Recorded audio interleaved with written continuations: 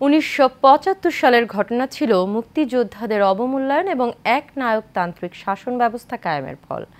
দুপুরে সামরিক বাহিনীর অবসরপ্রাপ্ত কর্মকর্তাদের কল্যাণমূলক সংগঠন রাওয়ার আয়োজনে এক সেমিনারে কর্নেল আলী আহমেদ বীর বিক্রম একথা বলেন। এ সময় রাষ্ট্র সংস্কারে প্রেসিডেন্সিয়াল পদ্ধতি প্রবর্তন, জাতীয় নিরাপত্তা উপদেষ্টা নিয়োগ সহ 4 প্রস্তাব দিয়েছেন দৈনিক আমার দেশ পত্রিকার সম্পাদক ডক্টর মাহমুদুর রহমান। দেখুন ওয়ালিদ সিদ্দিকীর রিপোর্ট। দুপুরে রাওয়ার হেলমেট হলে রাষ্ট্র সংস্কার, রাজনীতি প্রভাবমুক্ত সশস্ত্র বাহিনী শীর্ষক সেমিনার অনুষ্ঠিত হয়। এতে সামরিক ও বেসামরিক গুরুত্বপূর্ণ ব্যক্তিরা উপস্থিত ছিলেন। অনুষ্ঠানে মূল প্রবন্ধ উপস্থাপন করেন আমার দেশ পত্রিকার সম্পাদক ডক্টর মাহমুদুর রহমান। তিনি প্রেসিডেন্সিয়াল পদ্ধতি প্রবর্তনের কথা বলেন। Bangladesh must go back to presidential system. Presidential সিস্টেমে যাওয়া ছাড়া আমাদের এখান থেকে মুক্তির কোনো সুযোগ নাই। কেন বোঝাই আপনাদেরকে? এখন যে পার্লামেন্টারি সিস্টেম আছে তাতে দল ইলেকশন করে।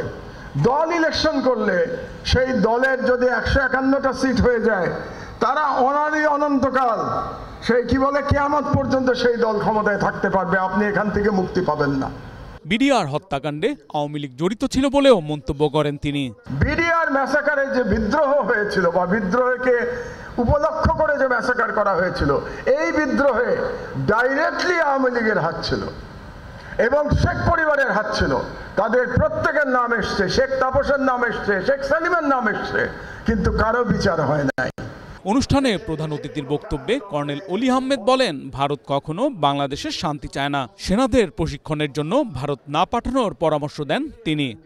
1975 সালের 15ই আগস্ট সংগঠিত হওয়ার পিছনে অনেকগুলি কারণ রয়েছে। আমি চাকরিতে ছিলাম।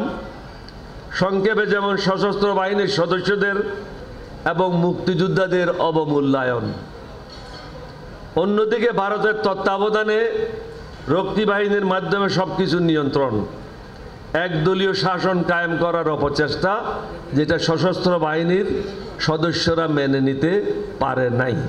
সামরিক বাহিনীকে ঐক্যবদ্ধ ও রাজনীতিমুক্ত থাকার আহ্বান জানান প্রবীণ এই রাজনৈতিক।